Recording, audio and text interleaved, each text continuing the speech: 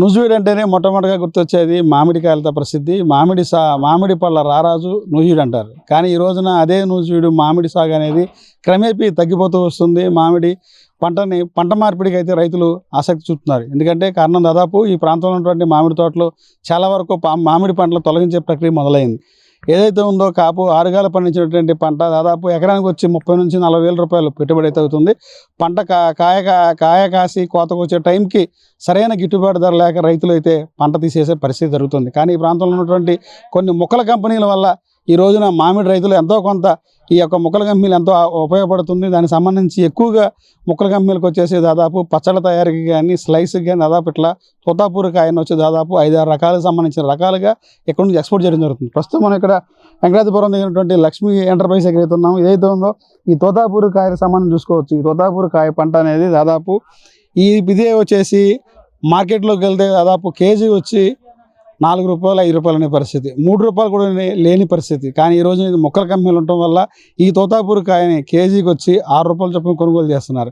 లైట్గా మంగున్నా సరే ఇక్కడ పచ్చళ్ళకై వెళ్ళిపోతుంది, ఇబ్బంది అయితే పరిస్థితి లేదు. కారణం ఏంటంటారా, ఈ కాయకు సంబంధించి ఏదైతే ఉందో ఈ పైన ఉన్నటువంటి ఇదంతా కూడా తొక్క తీసేయడం జరుగుతుంది. తొక్క తీసేసి మొక్క పచ్చడికి ఉపయోగిస్తారు, దీంతో పాటుగా పురుగులకు ఉపయోగిస్తారు, మరో రకంగా స్లైస్కి అయితే ఉపయోగిస్తారు. దాదాపు ఇట్లా ఈ కాయని 6 రకాలుగా సంబంధించినటువంటి ఎక్స్పోర్ట్కి అయితే ఉపయోగపడుతుంది. ఈ కాయ అనేది ఎక్స్పోర్ట్ గల ఉపయోగపడటం వల్ల ఈ తోతాపూర్ రకం ఏదైతే ఉందో ఈ కంపెనీలు మొక్కల కంపెనీలకు సంబంధించినటువంటి కూడా రైతులకి కొంత భరోసా కల్పిస్తున్నాయి.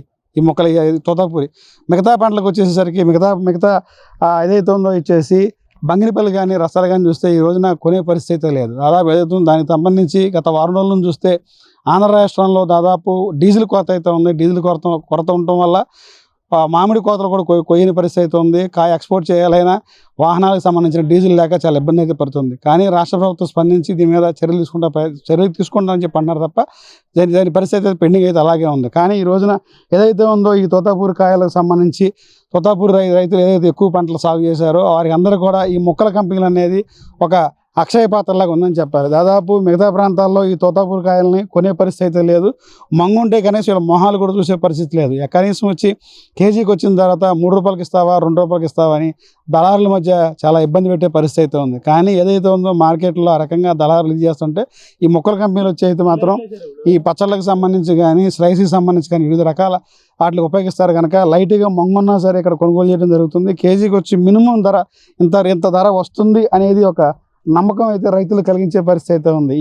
ఈ తోతాపూరి కాయ దాదాపు 6 రకాలకు ఉపయోగపడుతుంది. దీంతో పాటుగా ఇక్కడ మొక్కల కంపెనీలో దాదాపు 4-5 గ్రామాలకు సంబంధించినటువంటి రైతు కూలీలకు ఉపాధి కల్పిస్తున్నారు. దాంతోపాటుగా ఇతర రాష్ట్రాలకు సంబంధించిన ఎవరైతే బీహార్ బెంగాల్ అయితే ఉన్నారో వారికి కూడా మొక్కల పచ్చడికాయలకు సంబంధించినటువంటి కటింగ్కి సంబంధించిన వాళ్ళు కూడా ఉపాధి కల్పిస్తున్నారు. ఈ సంబంధించినటువంటి చూస్తే దాదాపు ఈ ప్రాంతంలో ఈ కంపెనీ ఎంతమందికి ఉపయోగం కలిగిస్తుంది, ఈ తోతాపూరి రైతులు కూడా ఎంతగానో ఉపయోగపడుతుందని చెప్పాలి. ఇది ఇక్కడ పరిస్థితి.